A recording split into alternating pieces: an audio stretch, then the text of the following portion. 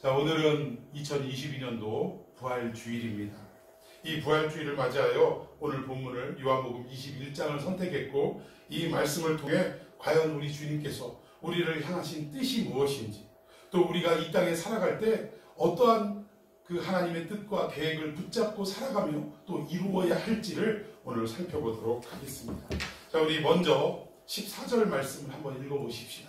자, 14절 시작. 이것은 예수께서 죽은 자 가운데서 살아나신 후에 세 번째로 제자들에게 나타나신 것이라. 오늘 본문의 이 사건은 예수님이 부활하시고 이 땅에 세 번 제자들에게 나타나셨는데 몇 번째 사건이라고요? 세 번째 부활하신 사건입니다. 그러니까 첫 번째는 언제였냐면 십자가 사건을 정점으로 해서 십자가에 아무런 힘없이 맥없이 끌려가 죽으셨던 예수님을 바라보고 그만 두려움이 쌓여있다는 것. 3년 동안 나는 목숨 걸고 주님 따르겠습니다. 심지어 베드로는 뭐라고 그랬죠? 다른 모든 제자들이 아무 소리도 안 했는데 이들이 다 배반할지라도 나는 끝까지 주님을 따라가겠습니다. 배반하지 않겠습니다. 호언장담을 했건만, 그러나 예수님이 십자가에 달리시자마자 어떻게 됐어요? 다 뿔뿔이 흩어지고 도망치고 말았다. 그리고 도망친 제자들이 겁에 질려서, 왜냐하면 예수님이 정치범과 또 어떤 종교범으로 몰려서 이렇게 사형을 당하셨는데 그와 함께 따라다니던 일행들도 역시 공범일 수밖에 없다는 거예요. 그러니까 이 로마에 의해서 체포되고 자기들도 이런 무서운 중형에 달릴까봐 겁이 나서 자기들끼리 모여 있었다는 거예요. 문도 못 열고 창문도 못 열고 아주 그냥 꽁꽁 걸어 잠그고 두려워서 오들오들 떨고 있을 그때에, 아니 문도 안 열려 있고 창문도 안 열려 있는데 우리 예수님이 부활하신 그 형상이 스르륵 제자들에게 나타나셨다는 거예요. 그리고 그때 일어난 사건들 여러분 기억하시지 않습니까? 다들 겁내가지고 또 이 도마는 그 자리에 있지도 않았는데 나중에 예수님을 만나고 나서 그럼 예수님의 그 손과 발에 손을 넣어보게 해달라고 이렇게 부탁하는 내용이 있었지 않습니까? 네, 어쨌든 무서워서 공포에 떨어서 이들이 있는 그 가운데 예수님이 나타나셔서 첫 번째 하신 일이 뭐냐면 숨을 후 불어내시면서 너희에게 평강이 있을지어다. 여러분, 이 평강의 문제는 어떤 의미냐면, 너희들 내가 십자가에 매달리고 이 사형틀에 죽음을 당해서 겁났니? 그러나 내가 이렇게 살아났지 않냐? 안심해라. 이런 의미가 절대 아니라. 여러분, 우리 인간은 아담이 에덴 동산에서 타락하고 난 이래로부터 하나님의 형상대로 지음받은, 즉 하나님과 함께 있을 때 우리 인간은 평강으로 넘치는 존재였다. 우리 인간 자체가 어떻게 설계되고 만들어졌냐면 하나님과 함께 있을 때 진정한 행복을 누릴 수 있도록 만들어진 존재라는 거예요. 그런데 죄를 짐으로 말미암아 하나님과 단절되는 역사가 일어났다는 거예요. 하나님과의 단절의 역사는 곧 어떠한 현상을 불러일으켰냐? 가장 먼저 그 평강을 잃어버리는 모습으로 전락해버린다. 하나님이 안 계시니 평강이 사라져버렸죠. 그래서 인간의 모든 역사를 살펴보면 전쟁과 싸움의 역사라는 거예요. 왜 그렇습니까? 여러분, 전쟁이 일어나는 이유가 뭘까요? 내가 힘이 있어서 억누르려고 아니라 상대방이 두렵기 때문에 이 두려움을 제거하기 위해서는 미리 공격을 하거나 미리 제압을 해야 내 안에 두려움이 사라지게 됩니다. 그것 때문에 전쟁과 다툼이 끊임없이 이루어졌다는 거예요. 인간의 문제입니다. 타락으로 인한 인류 공통의 문제가 평강을 잃어버렸다는 문제예요. 그런데 예수님이 부활하시고 제자에게 나타나셔서 첫 번째 하신 일이 뭐냐? 숨을 내쉬며, 여기서 숨을 내쉰다는 것도 여러분 어디서 많이 본 현장 아닙니까? 사람을 흙으로 빚으시고 그 코에 생기를 불어넣으시니, 성경 역사상에 하나님이 우리 인간에게 숨을 불어넣으신, 한숨을 깊게, 한숨이라 해서 그 답답한 한숨이 아니라 하나님의 숨을 깊게 불어넣으신 사건이 단 2번 있습니다. 첫 번째가 방금 말씀드린 인간을 흙으로 빚으시고 그 코에 생기를 불어넣는 사건. 그래서 어떻게 됐어요? 살아있는 사람이 아니라 생명, 즉 살아있는 영이 되었다라는 거죠. 이때 처음 숨을 불어넣는 사건이 있었고, 두 번째는 우리 예수님 부활하셔서 오늘 숨어서 벌벌 떨고 있는 제자들에게 숨을 내쉬며 평강이 있을지어다 말씀하는 사건이라는 거예요. 여러분, 이것은 우리 인류의 모든 문제가 십자가에 예수님이 달려 죽으심으로 말미암아 다 해결이 되고 해방이 되었음을 선포하는 모습인 줄로 믿습니다. 평강을 잃어버려서 온 인류가 고통 가운데 수천 년을 살아왔다면 예수님의 부활로 말미암아 다시 한번 그 숨이 불어넣어져서 잃어버린 평강이 회복되는 역사가 일어났다는 거예요. 여러분 믿으십니까? 부활에는 이러한 능력이 있는 거예요. 아직도 인생의 문제를 가지고 아이고 내 팔자야, 아이고 나는 왜 이렇게 맨날 고통과 고초 속에 살아가야 하는가 한숨 쉬며 살아가는 인생이 있다면 오늘 부활하신 예수님의 이 말씀을 전면으로 받아들이는 이 시간이 되기를 예수님의 이름으로 축원해 드리겠습니다. 아멘. 그러한 자들은 마음속에 평강이 임하는 거예요. 믿습니까? 자, 이렇게 첫 번째 예수님이 나타난 사건이 있었고, 두 번째는 어디에서 나타나셨냐면 예수님이 죽으시는 현장을 목격하고 그냥 자기들도 아주 그냥 코가 쑥 빠져가지고 안 되겠다, 우리 고향으로나 돌아가자 하고 두 명의, 이름도 밝히지 않는 두 명의 제자가 자기의 고향인 엠마오로 내려가는 사건이 있었어요. 그런데 이 엠마오로 내려가는 길에 알지 못하는 일행이 갑자기 끼어들어가지고 함께 대화하며 내려갔습니다. 세상에 그분이 누구시죠? 부활하신 예수님이었어요. 여러분 믿으십니까? 그런데 3년 동안 공생하면서 함께 따라다녔던, 동고동락했던 이 제자들이 부활하신 예수님을 알아봤어요? 못 알아봤어요? 참 이것도 기적입니다. 3년을 따라다닌 자기의 스승님, 자기의 구세주를 못 알아본 것도 기적의 기적. 어쩌면 이럴 수 있을까요? 그런데 가는 내내 십자가 사건을 얘기하고, 참 우리가 3년을 따라다녔는데 이게 뭐냐 이렇게 탄식하고 있을 때 그게 무슨 일이 있었습니까? 하고 같이 일행이 물어보니까, 아니 온 예루살렘이 지금 시끄럽고 떠들썩한데 그걸 모른단 말이요? 십자가에 아무개가 지금 달려 죽었는데 그걸 몰라요? 이러면서 걸어가다가 이 예수님께서 구약의 모든 사건들을 하나하나씩 풀어주기 시작했어요. 구약의 모든 책은 결국은 누구를 나타내는 책이라? 예수 그리스도 한 분을 나타내고 소개하는 책이라. 그래서 그 모든 내용들을 그분은 성경대로 이 땅에 오셨고 성경대로 죽으셔야 했고 그리고 성경대로 어떻게 하셔요? 부활하시는, 살아나시는 역사가 일어났다라는 것을 하나하나씩 말씀을 다 풀어줄 때 결국 엠마오에 제 도착하기도 전에 날이 저물어서 여관에 유숙할 때 이들의 마음이 벅차기 시작했다는 거예요. 그리고 함께 유숙하자라는 청을 했는데 이분은 그만 사라지고 말았다는 거예요. 사라지고 말자 이 두 제자가 하는 얘기가 있습니다. 저분은 우리의 주님이시라. 왜? 그분이 말씀을 풀어주실 때 우리의 마음이 뜨겁지 아니하더냐. 결국 예수님의 죽음 앞에서도 아무것도 깨닫지 못하던 이 두 제자가 말씀을 풀어주실 때 예수님이 왜 이 땅에 오셨어야 하고 또 왜 십자가를 지셨어야 하며 왜 그분이 사망문세를 깨뜨리고 부활하셨어야 하는지를 명확하게 깨달았다. 이걸 못 깨달을 때 제자들은 낙향할 수밖에 없었다는 것입니다. 오늘도 우리가 교회를 다닌다고 예수를 믿는다고 하지만 예수 그리스도의 참된 메시지, 그 복음을 온전히 깨닫지 못하면 우리도 얼마든지 인생의 문제를 만나면 여지없이 고향으로 돌아가는 제자와 같이 될 수밖에 없다는 거예요. 그러나 이 부활의 음성을 듣고 또 하나님의 복음의 메시지를 온전히 깨달으면 어떠한 상황이 온다 할지라도 오늘 엠마오로 향했던 그 길을 터닝해서 다시금 예루살렘으로 올라간 이 두 제자와 같이 우리도 말씀을 붙들고 끝까지 말씀을 이루는 삶을 살아가게 될 줄로 믿으시기를 바랍니다. 자, 이렇게 두 번째 예수님이 나타나신 사건이 있고 그리고 오늘 본문이 있는 이 내용이 바로 세 번째 나타나신 사건입니다. 자, 이 세 번째 중요한 포인트는 뭐냐? 갈릴리로 예수님이 가시겠다라는 거예요. 언제? 부활하고 나서. 부활하고 나서 예수님께서 너희보다 먼저 갈릴리로 가리라 이러한 말씀을 하셨는데 우리 그 내용을 좀 한번 살펴보도록 하겠습니다. 자, 우리 교독하십시다. 제가 먼저 1절에 있습니다. 그 후에 예수께서 디베라 호수에서 또 제자들에게 자기를 나타내셨으니 나타내신 일은 이러하니라. 2절. 시몬 베드로와 디두모라 하는 도마와 갈릴리 가나안 사람 나다나엘과 세베대의 아들들과 또 다른 제자들이 함께 있더니. 예, 여기 2절 보니까 예수님의 제자가 몇 명이었습니까?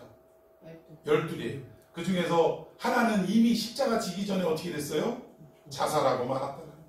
가룟 유다입니다. 남은 제자는 몇 명입니까? 11명. 자, 그런데 여기 한번 고향으로 낙향한 제자들의 숫자를 한번 세봅시다. 첫 번째 누구예요? 베드로, 다음 도마, 그 다음 나다나엘, 다음 세베대의 아들들, 이게 누구예요? 야고보와 요한을 얘기하는 거예요. 그럼 2명, 5명이네요. 그리고 마지막 다른 제자 몇? 이름이 기록되어 있지 않는 다른 제자 둘. 몇 명 도와? 11명 남은 데서 7명이 전부 다 예수님이 명령하신 그 길을 가지 않고 다 어디로 갔다고요? 고향으로 내려갔다.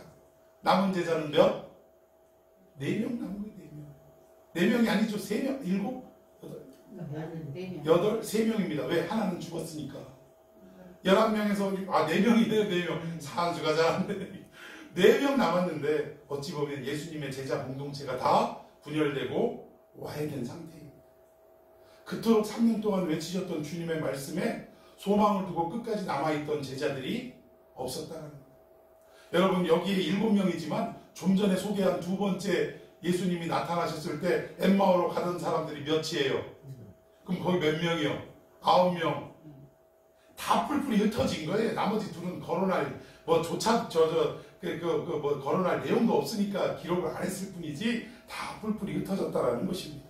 자, 우리 3절 읽어봅시다. 시작. 시몬 베드로가 나는 물고기 잡으러 가노라 하니 그들이 우리도 함께 가겠다 하고 나가서 배에 올랐으나 그날 밤에 아무것도 잡지 못하였더니. 예, 시몬 베드로의 옛 직업은 무엇입니까? 물고기 잡는 어부였다라는 거예요. 그래서 나는 옛 직업으로 돌아가겠다. 그리고 그와 함께 따라간 제자들이 여럿이 있었다라는 거예요. 그리고 옛 직업으로 돌아가서 열심히 배 타고 그물을 던지고 고기를 잡으려고 했지만 이날 주님이 찾아가신 날 밤에는 아무것도 잡지 못했다라고 성경은 말씀하고 있습니다. 여러분, 하나님을 믿고 하나님의 명령을 받고 살아가는 우리들은 하나님의 품을 떠나면 되는 일이 있을 것 같아도 되는 일이 있더라 없더라. 당장은 뭔가 이루어질 것 같지만 길게 내다보고 영적으로 바라보면 이것이 오히려 우리에게 도움이 되는 일이 아니라는 거예요. 내가 예수 믿다가 예수 곁을 떠나서 사업체를 운영하고 심지어는 우리 주님이 기뻐하시지 않는 일들까지도 손을 대면서 남의 눈에 피눈물 나지만 나에게는 이익이 되는 일들을 행하면서 지금 당장은 나에게 이것이 복인 것 같고 잘 되는 일 같지만 그러나 결국 시간이 지나고 하나님의 뜻을 우리가 살피게 되면 이 일이 나에게 축복이 아니라 결국은 뭐가 되더라? 저주가 되더라고요. 여러분, 우리는 단 한순간도 하나님의 품을 떠나 살 수 없는 존재임을 믿으시기를 바랍니다. 아무것도 잡지 못하는 거예요. 아무것도. 자, 우리 4절 한번 볼까요? 4절 시작. 날이 새어갈 때 예수께서 바닷가에 섰으나 제자들이 예수이신 줄 알지 못하니라. 예, 여기 제자들 7도 엠마오에 내려가는 2 제자처럼 부활하신 주님이 찾아오셨음에도 불구하고 알아볼 수 없었다는 거예요. 영적으로 눈이 닫혀있는 상태라는 것입니다.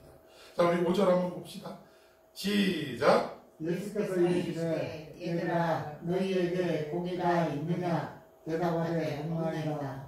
여기 예수님이 부활하신 제자들에게 부활하신 예수님이 제자들을 찾아가셔서 제자들을 뭐라고 칭하셨어요? 얘들아. 참 듣기만 해도 우리 한글 번역한 내용을 듣기만 해도 다정해 보여요? 안 다정해 보여요? 참 다정해 보입니다. 근데 여러분 생각을 해보세요.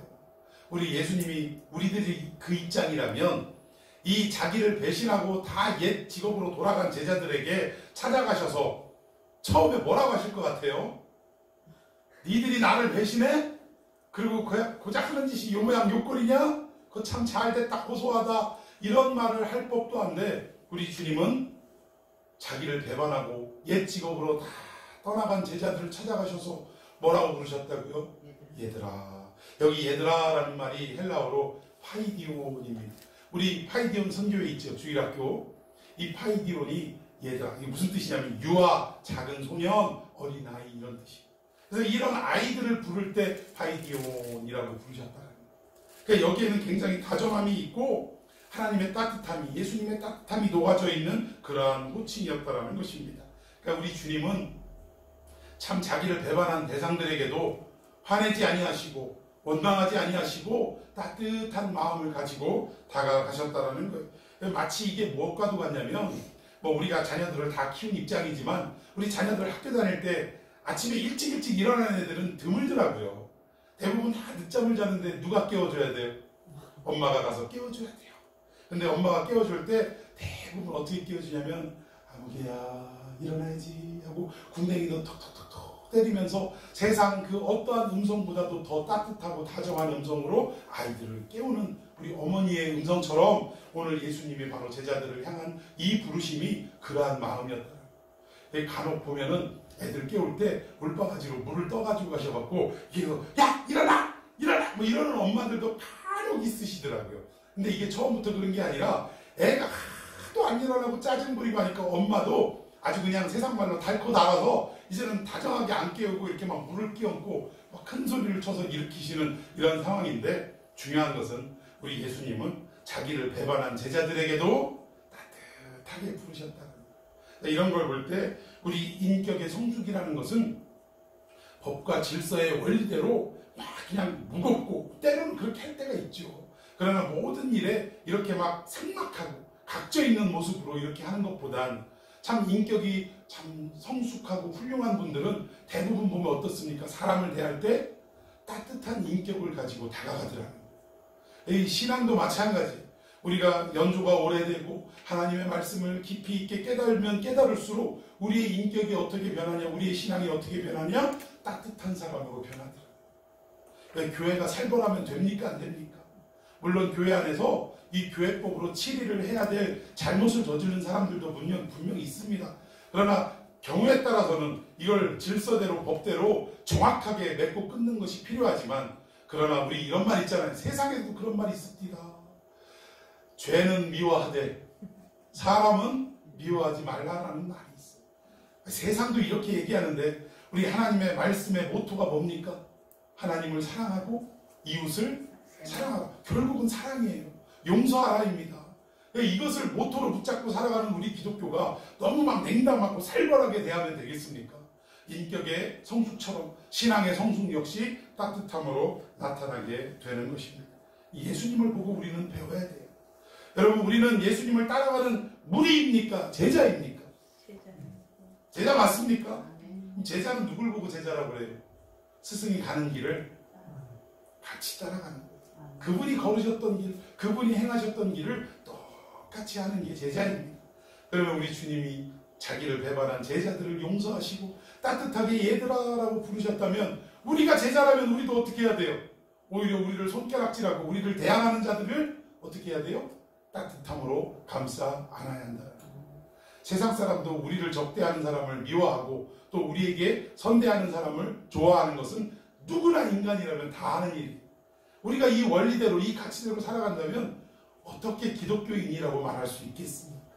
그래서 우리가 예수님의 모든 행하심을 하나하나씩 보고 깨닫고 배우는 그러한 삶이 되기를 축원해 드리겠습니다. 자, 근데 여기서 한 가지 좀 짚고 넘어가고 싶은 것이 있습니다. 예수님은 왜 여기 갈릴리로 오셨을까? 갈릴리로 오신 이유를 분명하게 성경은 말씀하고 있는데, 마태복음 26장 31절에서 32절, 시간 관계상 제가 있습니다.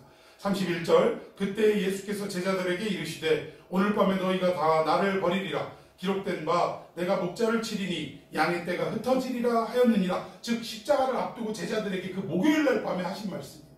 니들이 나를 다 배신하고 도망갈 거다. 자, 그 말씀을 하시면서 32절에 그러나 내가 살아난 후에 십자가 죽음을 죽고 사흘 만에 부활하신 후에 너희보다 먼저 어디로 가리라? 갈릴리로 가리라. 그래서 예수님이 오늘 제자들보다 먼저 갈릴리로 가셨어요? 안 가셨어요? 네, 우리는 여기에 자꾸 속는다니까요. 지금 제자들은 이미 갈릴리에서 고기를 잡고 있었고, 아마 며칠 전에 와서 고기를 잡고 있었고, 예수님은 그 이미 왔던 제자들의 하루하루의 삶 속에 어느 중간 시점에 찾아오신 거예요. 그러면 누가 더 먼저 온 거예요?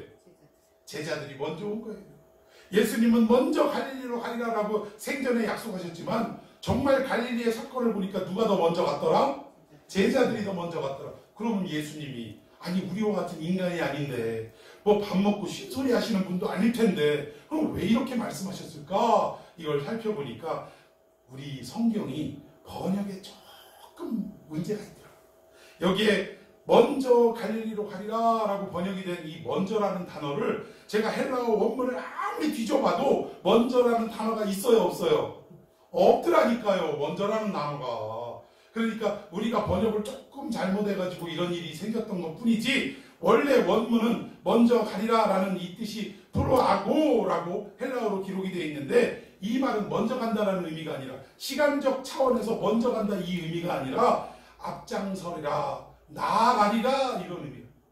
그러니까 예수님은 제자들보다 시간적으로 먼저 가겠다 그 얘기가 아니라, 내가 갈릴리로 향한 이 길을 앞장서서 가겠다라고 예수님의 그 뜻을 천명하신 내용이에요. 그러면 여기에서 우리가 살펴봐야 될 것이, 과연 이 갈릴리라는 게 무엇이고, 또 이 먼저라는 말은 지금 말씀드렸으니까 먼저 가겠다, 즉 앞장서겠다라는 말은 어떠한 의미인가? 도대체 시간적으로 볼 때는 당신이 말씀한 것보다 제자들보다 늦게 오셨는데, 그럼 도대체 이 갈릴리가 나타내는 의미는 무엇이고, 또 앞장서겠다라는 이 말씀의 뜻은 무엇일까? 이 부분을 우리가 잘 한번 캐치하고 또 이 말씀을 붙들고 살아가는 삶이 되어야 할 줄로 믿습니다. 자, 우리 마태복음 4장 15절에서 16절, 과연 갈릴리로 간다는데 갈릴리가 어떤 땅인가 한번 봅시다. 자, 15, 16 시작. 스불론 땅과 납달리 땅과 요단강 저편 해변 길과 이방의 갈릴리여, 흑암에 앉은 백성이 큰 빛을 보았고 사망의 땅과 그들의 앉은 자들에게 빛이 비치었도다 하였느니라. 아멘. 여기 보니까 갈릴리를 뭐라고 얘기해요? 이방의 갈릴리라고 성경은 말씀하고 있습니다. 도대체 마태는 무슨 의도로? 여러분 먼저 묻습니다. 갈릴리 지역이 이방입니까? 유대입니까? 유대 안에 있어요. 유대 안에 있는 엄연한 이스라엘 나라 안의 지역입니다. 그런데 마태는 무슨 의도로 이 갈릴리를 언급하면서 이방의 갈릴리라고 이렇게 기록을 했을까요? 심지어 이 갈릴리에 대해서 더 자세하게 설명하는 내용이 16절에 있는데, 이 땅을 무슨 땅이라고 그래요? 흑암의 땅이라고 이야기합니다. 또 그늘진 땅, 사망의 땅이라고 이야기하고 있습니다. 그러면 상식적으로 우리가 생각해 볼 때, 아니 엄연히 이스라엘 영토 안에 있는 지역인데 왜 이방이라고 했으며, 그 갈릴리의 형태가, 상태가 어떻길래 사망의 땅, 흑암의 땅, 그늘진 땅이라고 이렇게 기록을 했을까? 여러분, 유대인들에게 있어서 이 갈릴리 하면 어떤 의미냐면, 예수님도 처음에 그 나다나엘에게 소개를 할 때, 빌립이 소개를 할 때 저분이 메시아다라고 소개를 할 때 나다나엘이 뭐라고 그랬어요? 할 수 있냐?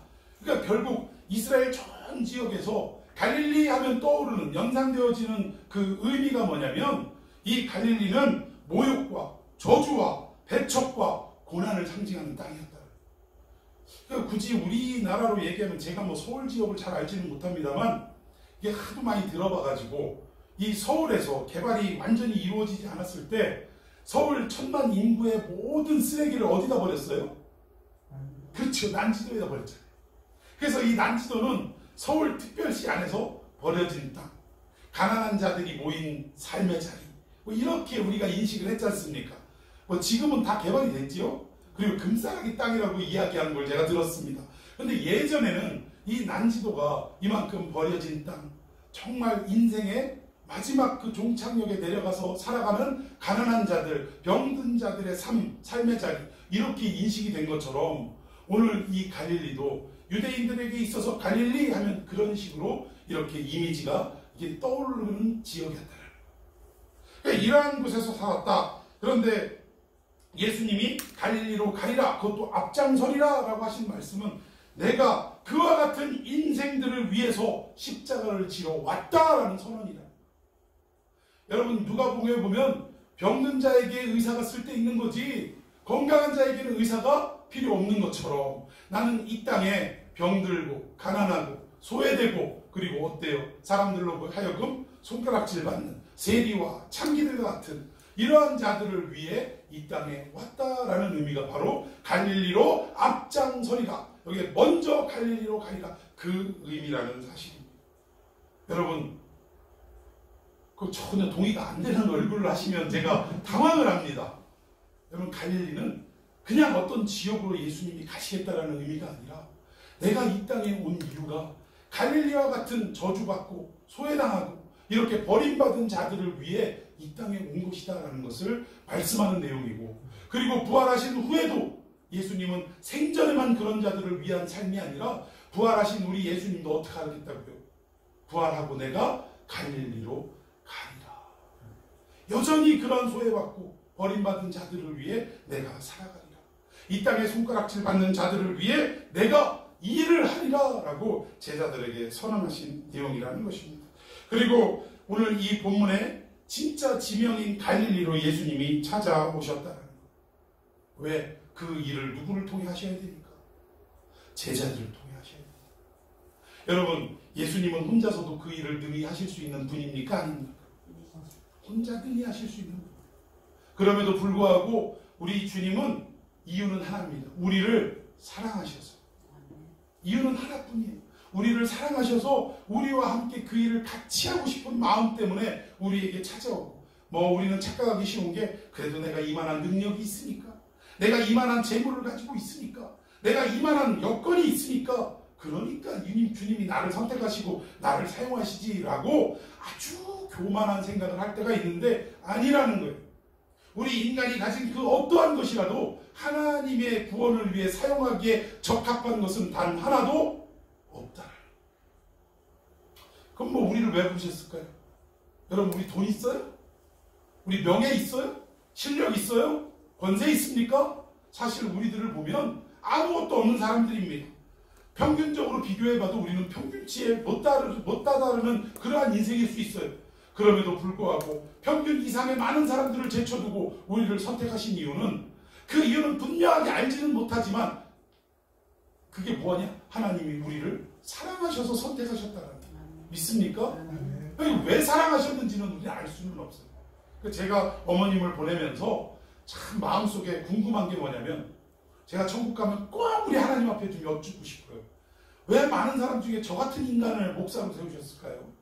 저 남들하고 비교해보면 인격도, 또 여러 가지의 배움도, 여러 가지 나은 점이 없는데 왜 하필 접니까?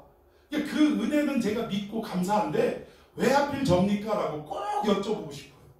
근데 아무튼 오늘 제자들이 너무나도 부족하고 연약하고 배반을 밥 먹듯이 하는 그런 인간들임에도 불구하고 예수님은 그들과 함께하고 싶으셔서 지금 갈릴리, 실제 지명인 갈릴리로 찾아가셨다는 것입니다. 자, 우리 본문으로 다시 돌아가서 맨날 며칠을 그물을 던졌는데 예수님이 나타나신 그 밤에는 고기를 하나도 잡지 못한 제자들의 모습입니다. 6절 시작. 이르시되 그물을 배 오른편에 던지라. 그리하면 잡으리라 하시니, 이에 던졌더니 물고기가 많아 그물을 들 수 없더라. 밤새도록 그물 던졌을 때는 한 마리도 못 잡았는데 예수님께서 다시 한번 명령하셔서 배 오른편에 그물 던져라 그랬더니, 그 명령 따라 순종했더니 어떻게 됐어요? 물고기가 많아 그물을 끌어올릴 수 없을 만큼 어마어마하게 잡았다는 거예요. 참 이 내용을 다른 복음서에서는 몇 마리 잡았대요? 153마리를 잡았다고 합니다. 자, 우리 11절 한번 읽어볼까요? 자, 여기에 나옵니다. 요한복음에 역시 기록이 되어 있네요. 자, 11절 시작. 시몬 베드로가 올라가서 그물을 육지에 끌어올리니 가득히 찬 물고기가 153마리라. 이같이 많으나 그물이 찢어지지 아니하였더라. 여기에 153마리를 끌어올렸다. 근데 그물이 찢어지지 않았다. 이 말은 찢어질 만큼 많이 잡았다 그 얘기예요. 그런데 여러분, 2000년 전이나 지금이나 그물을 내려가지고 153마리 잡은 거 가지고 만선했다고 얘기할 수 있습니까? 많이 잡았다라고 표현할 수 있어요? 이거 지금 현대 어부들이 153마리 잡으면 굶어 죽습니다. 이거 잡아서 누구 코에다가 풀을 붙여요. 여기 지금 이런데도 2000년 전이라고 다를 바가 없습니다. 어부가 밤새 일해가지고 고기 153마리 잡았다고 룰루랄라 막 만선이다 외칠 수 있는 입장이 아니라는 거예요. 그런데 여기 153마리에는 반드시 거기에 담겨있는 영적인 의미가 있다. 근데 우리가 고대에 그 교부들이 어떻게 해석을 했냐면, 대표적인 해석이 두 분인데, 하나는 어거스틴입니다.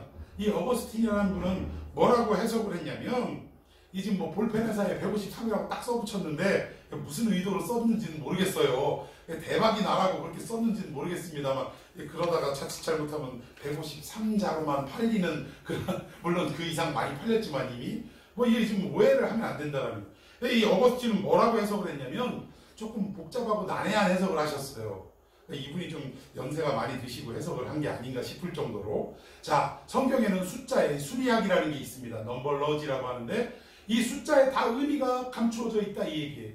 그런데 그 만수인 10수와 그리고 성경에서의 완전수는 몇 수예요? 7수. 그래서 10수와 7수를 더하면 산수 한번 테스트합니다. 몇? 그렇지요. 17. 그런데 이 17을 1부터 1 더하기 2 더하기 3 더하기 4 더하기 17은 한 몇? 우리가 참 눈치가 있어야 된다니까. 지금 숫자 몇을 지금 얘기하고자 하는 거죠? 네, 1부터 1 더하기 2 더하기 3 더하기 해서 17까지 더하면 몇? 100? 그렇지. 예, 153. 좀 이게 우리가 생각해봐도 이 어거스틴 이 교부께서 좀 너무 간 게 아닌가 이런 생각이 듭니다. 아주 난해해요. 성경을 이렇게 해석해도 되는가 싶을 정도로. 근데 또 한 분이 해석한 게 있는데 이분이 누구냐면 제롬이라는 분이에요. 이 제롬이라는 분은 어떻게 해석을 했냐면 저는 이분의 해석이 좀 타당하다라고 여겨집니다. 그러니까 이때 당시에 유대 사람들은 이 바다 밑에 수많은 어종이 있는데 이 어종의 숫자가 몇이라고 생각을 했냐면 153가지의 어종이 살고 있다라고 생각을 했다라는. 그러면 153마리를 잡았다라는 이 의미는 어떤 의미냐면 바다 속에 있는 모든 각종 고기는 다 잡았다라는 의미로 해석을 해야 맞다라고 제롬은 우리에게 이야기를 합니다. 여러분들 어디가 더 맞는 것 같아요? 네, 후자. 제롬의 어떤 해석이 좀 더 맞는 것 같은데 중요한 것은 이 두 가지의 해석 중에 어떠한 것이 됐든 오늘 이 부활의 메시지와는 전혀 상관이 없다라는 거예요. 상관이 없다. 그냥 상식적으로 알아두시라고 제가 말씀을 드린 거고, 중요한 것은 왜 주님께서 이 갈릴리 땅에 부활하시고 나서 다시 제자들에게 찾아오셨냐? 여기에 초점이 있다라는 거예요. 오늘 이 고기 잡는 내용을 보면 어디서 많이 보던 장면 아닙니까? 제자들을 처음 부르실 때, 그것도 베드로를 처음 부르실 때, 그때도 밤새도록 고기를 잡았지만 잡은 게 있었어요, 없었어요? 오늘 본문의 사건과 똑같네요. 그리고 나서 오른편에 그물을 던져라 해서 던졌더니 어떻게 됐어요? 그물이 찢어지도록, 그때는 찢어지도록 많이 잡았어요. 그리고 나서 그 베드로에게 뭐라고 말씀하셨어요? 내가 너로 뭐를 낚는? 사람을 낚는 어부가 되게 하리라 라고 할 때 이 말씀이 선포되자마자, 떨어지자마자 베드로는 어떻게 했습니까? 그물을 버려두고 예수를 쫓은지라. 믿습니까? 그랬던 베드로가 지금 예수님이 십자가에 달려 죽으시니까 그 십자가의 죽음의 의미와 능력도 알지 못한 채 고향으로 낙향해서 여전히 고기 잡고 있더라는 거예요. 예수님은 뭐예요? 처음 당신이 베드로를 선택하시고 부르시고 그에게 사명을 부여하셨던 그때의 모습을 다시금 어떻게 하려고? 상기시키려고, 기억나게 하려고, 떠오르게 하려고 이 똑같은 현장을 연출하셨다라는 것입니다. 여러분, 시편 107편 23절에 보면 우리 인생을 뭐라고 하냐면 배들을 바다에 띄우며 큰 물에서 일을 하는 자라, 그러니까 바다에서 영업하는 자가 우리네 인생이다라고 표현하는 내용이 있습니다. 그리고 우리의 삶 속에 하나님의 영광을 보고 기이한 일을 본다라고 시편 기자는 이미 기록을 해놓은 내용이 있다는 것. 마찬가지로 바다에서 일하던 베드로를 불러내셔서 하나님의 놀라운 기이한 일을 그에게 하도록 명하셨다는 것입니다. 근데 이 모든 것들을 다 잊어버린 거예요, 베드로는. 그리고 고향으로 돌아가서 다시금 사람 낚는 게 아니라 고기 낚는 업으로 돌아가게 되었다는 것입니다. 그래서 그에게 다시금 주신 사명을 깨닫게 하고 돌이키게 하기 위해서, 회복시키기 위해서 예수님은 이 모습을 보여주셨다는. 자, 우리 마태복음 한번 돌아가서 봅시다. 마태복음 28장 10절 시작. 예수께서 이르시되 무서워하지 말라. 가서 내 형제들에게 갈릴리로 가라. 거기서 나를 보리라 하시니라. 예, 부활하신 예수님이 모여있는 사람들에게 뭐라고 하셨느냐? 내 형제들에게 갈릴리로 가라 라고 말씀하시면서 그 갈릴리에서 누구를 보리라? 예수님을 보리라. 예수님이 친히 하신 말씀이라는 것. 그러니까 명령이 뭐냐면 첫 번째 명령은 어디로 가라? 갈릴리로 가라. 이게 우리에게 주어진 첫 번째 명령이라는 것입니다. 그리고 두 번째, 거기에 가면 누구를 보리라? 나를 보리라. 예수님을 보리라. 여러분, 여기에 초점을 맞추고 여러분의 마음속에 새기는 이 시간이 되어야 한다는 것입니다. 아까 말씀드린 대로 갈릴리는 흑암의 땅, 사망의 땅, 그늘의 땅이라고 분명하게 말씀을 드렸어요. 이거는 지역을 의미하는 게 아니라 무엇을 의미하냐면 이 교회 공동체가 가야 할 곳을 말하는 것입니다.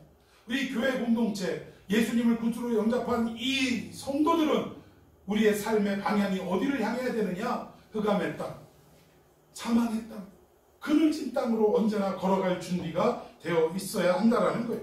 이 갈릴리에는 저주와 배척과 모욕을 당하고 소외당하는 인생들이 모여서 사는 곳이라는 거예요.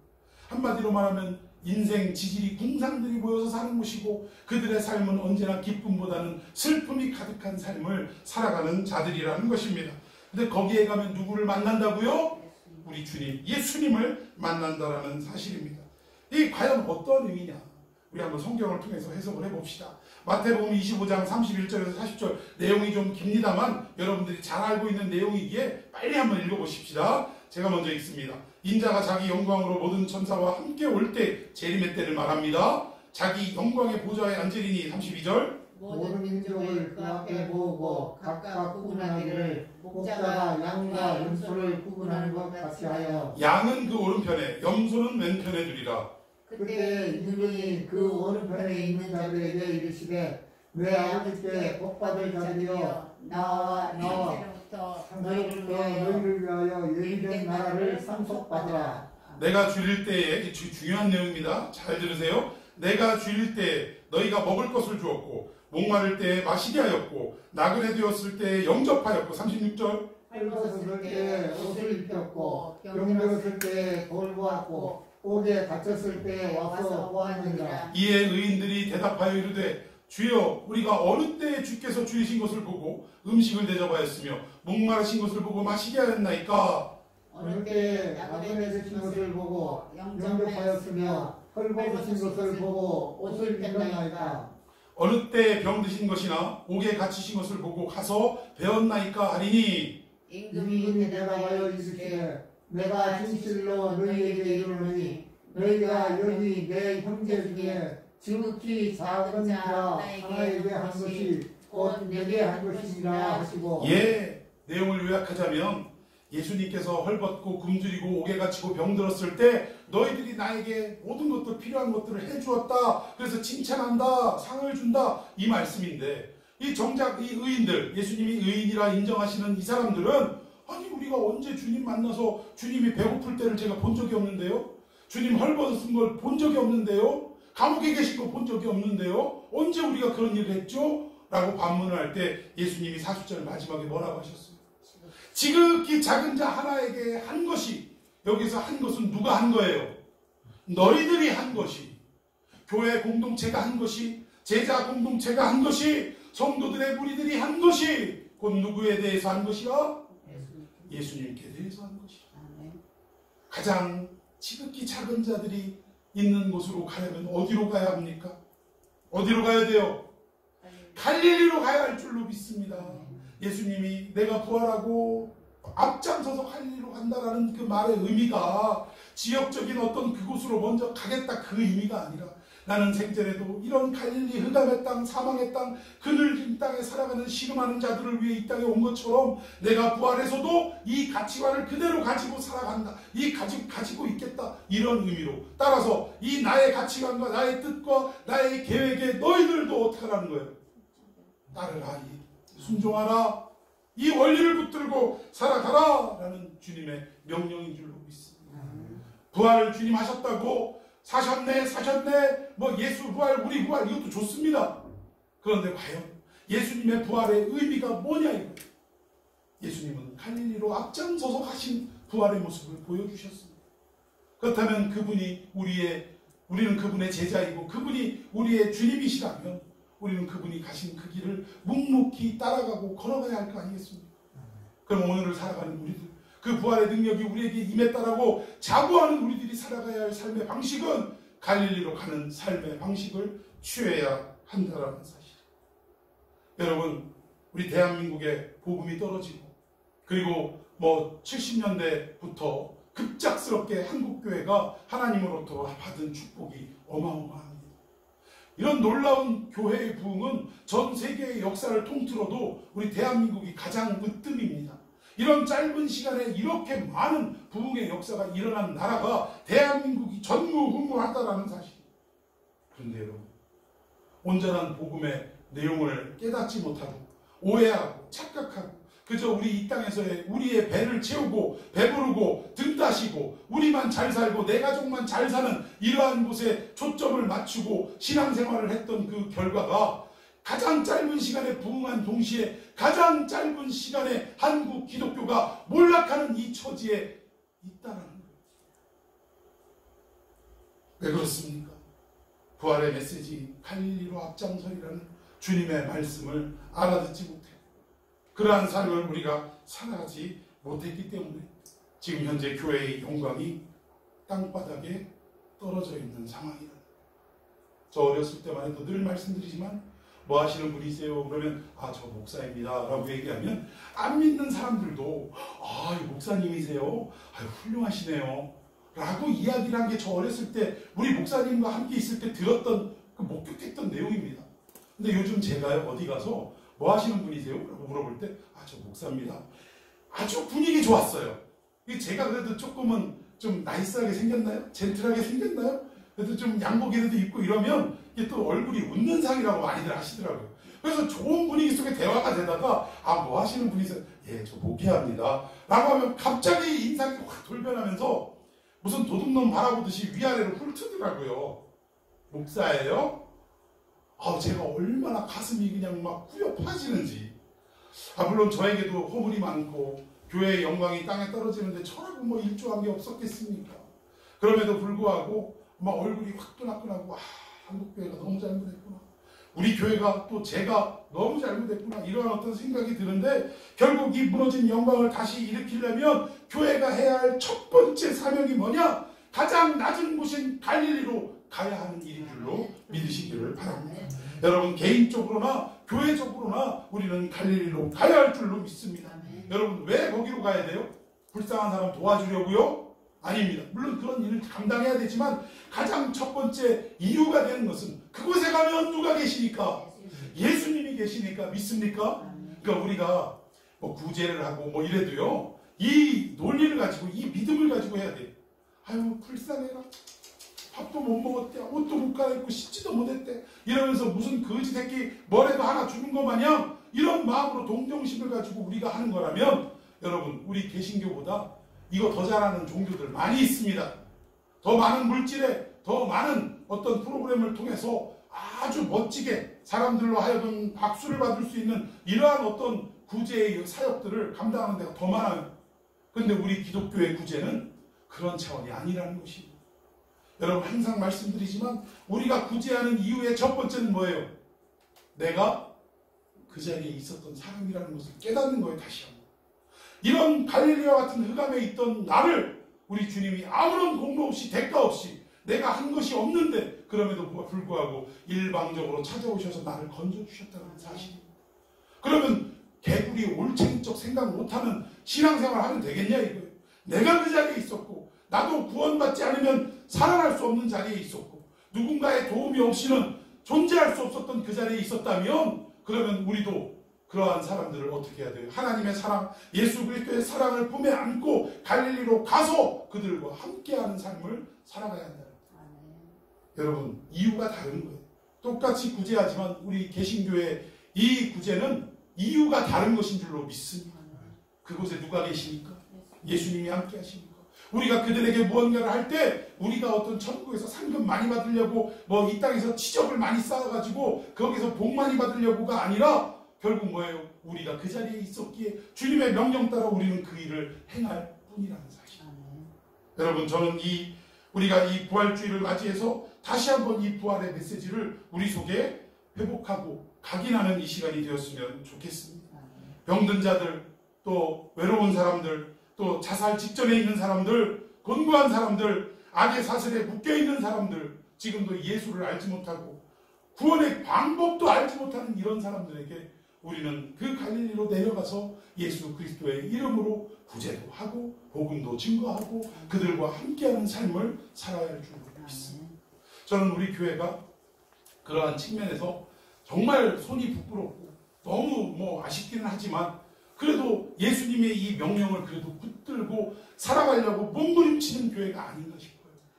비록 거대하고 거액을 이렇게 우리가 쾌척을 하거나 또 많은 물품들을 이렇게 도와주거나 그러지는 못하지만 우리가 할 수 있는 이 작은 무리 안에서 다들 또 어떻게 된 게 그냥 부자들이 없어요. 또 다 고만고만해. 근데 그 가운데에서도 주님의 말씀을 기억하고 주님이 명령하신 그 삶을 어떻게든 살아가 보려고 믿음으로 애쓰는 마음으로 우리가 십시일반하고 또 이 말씀 증거하는데 참 장례 마치자마자 제 아는 여기 제일 큰 교회 그 목사님한테 또 간만에 또 연락이 왔는데 무슨 지구촌 쌀 나누기 무슨 이상한 협회를 만드셨더라고요. 구제협회를. 그러더니 이런 거 했는데 마음이 좀 동하시면 이렇게 해달라는 얘기가 아니라 갑자기 종이를 또 보내시면서 사인해서 보내시면 돼요. 얼마 빼갈까요? 이러시는데 제가 얼마나 당황이 되든지. 근데 어쨌든 좀 저희들도 좀 여러 가지 어떤 상황을 좀 생각하면서 어쨌든 이 땅에 아직도 이 땅뿐만 아니라 저 글로벌한 지역에서 먹을 게 없어서 지금 고통당하는 그들에게 우리가 쌀을 모아가지고 보내준다는 어떤 좋은 취지 아닙니까? 교회가 또 이 일을 한다는데 언제 빠른 시일 내에 저희들이 좀 여기에도 좀 동참을 했으면 좋겠어요. 많은 액수를 하지는 못하지만 아예 그냥 자동이체 소유까지만 보낸 걸 보면 어쨌든 하여튼 거기에 좀 동참을 해서 기도하는 마음으로 좀 했으면 하는 그런 마음이 있습니다. 오늘 부활절에 하나님이 우리에게 주시는 메시지가 바로 이거라. 갈릴리로 앞장서리라. 여러분 오늘 이 말씀 통해 우리 교회가 또 여러분 각자가 정말 갈릴리로 앞장서서 아직도 저주와 고난과 아픔 속에 살아가는 소외당하는 그들과 함께하는 교회, 함께하는 성도를 이루시기를 예수님의 이름으로 축원해 드리겠습니다. 자, 우리 말씀 붙들고 함께 기도했으면 좋겠습니다. 자, 하나님, 부활주의를 우리가 매년 맞이하지만 정말 우리가 우리끼리의 부활, 장래에 재림하실 때 우리 주님이 함께 하신다는 그 부활의 약속만을 생각하고 살아갈 때가 얼마나 많이 있었습니까? 이 땅에서 주님이 우리에게 직접 선언하신 갈릴리로 앞장서겠다라는 이 말씀의 의미를 오늘 깨닫게 하셨사오니 우리 이 앞으로의 모든 삶이 주님과 함께 갈릴리로 가는 삶이 되게 하시고 그곳에서 우리 주님을 만나는 삶이 될 수 있게 해달라고 우리 주님의 이름을 뜨겁게 부르며 함께 기도하겠습니다.